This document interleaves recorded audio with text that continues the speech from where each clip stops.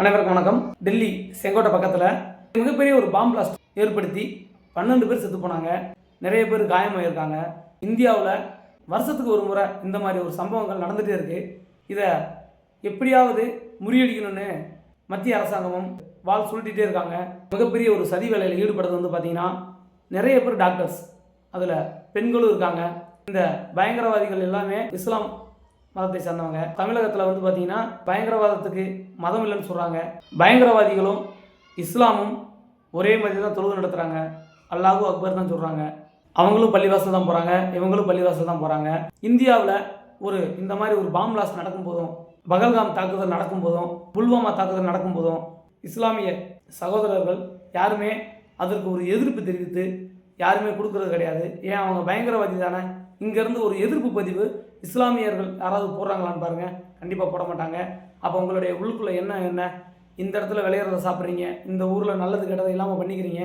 ஆனால் உங்களுடைய விசுவாசம் ஃபுல்லாக பாகிஸ்தானுக்கு, பாகிஸ்தான் பயங்கரவாதிகளுக்கு. டெல்லி தாக்குதலில் பல பெண்கள் வேறு இதில் ஈடுபட்டிருக்கிறதா சொல்கிறாங்க.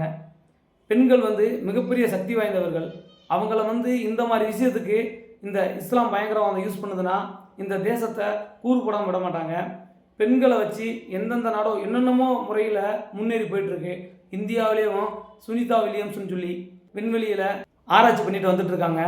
இந்த இஸ்லாத்தில் பெண்களை வச்சு பாம் பிளாஸ்ட் பண்ணி நிறைய உயிர்களை கொள்றதுக்கு தயங்காத ஒரு கூட்டம். தமிழகத்திலேருந்து பயங்கரவாதிகளுக்கு மிகப்பெரிய சப்போர்ட் போகுதுன்னு தான் சொல்லணும்.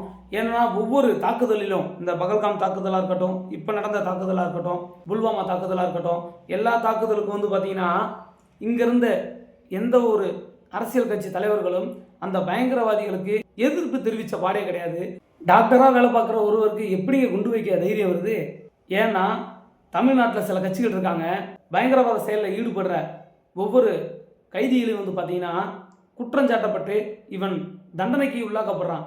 அந்த தண்டனைக்கு உள்ளாக்கப்பட்டவன் கொஞ்ச நாள் கழிச்சு பார்த்தீங்கன்னா தமிழகத்திலேருந்து அப்பாவி இஸ்லாமியர்கள்னு சொல்லி ஆர்ப்பாட்டம் போராட்டம் கையில் எடுக்கிறாங்க. முதல்வரே கையில் எடுக்கிறாரு. இதில் இரண்டாம் கட்ட தலைவர்கள் சீமான், திருமாவளவன் இவங்கெல்லாம் பார்த்தீங்கன்னா பின்னாடி நின்று இவங்களுக்கு ஒத்துவுதுறாங்க. மிகப்பெரிய தீவிரவாதி அப்பான்னு சொல்லியிருக்காரு நம்ம சீமான். தமிழ்நாட்டில் சில தரங்கட்ட ஆட்கள்லாம் இருக்காங்க. இந்த சத்யராஜ், பிரகாஷ்ராஜ், இந்த வெற்றிமாறன் சொல்லிக்கிட்டு நிறைய பேர் என்ன பண்ணுறாங்கன்னா, இங்கேருந்து காசாவில் நடக்கிற போருக்கு ஆதரவு கரம் ஏற்றுறாங்க.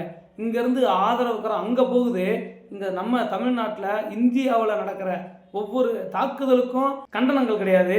காசாவில் அடிபட்டவங்க ஃபுல்லாக இஸ்லாம். ஏன், அவங்களுக்கு ஆதரவு கொடுக்க பல நாடுகள் இருக்குது. நம்ம இந்துக்களுக்கு ஆதரவு கொடுக்க இந்த இந்தியா தவிர எந்த நாடும் கிடையாதுன்றதை எல்லாரும் புரிஞ்சுக்கிறணும்.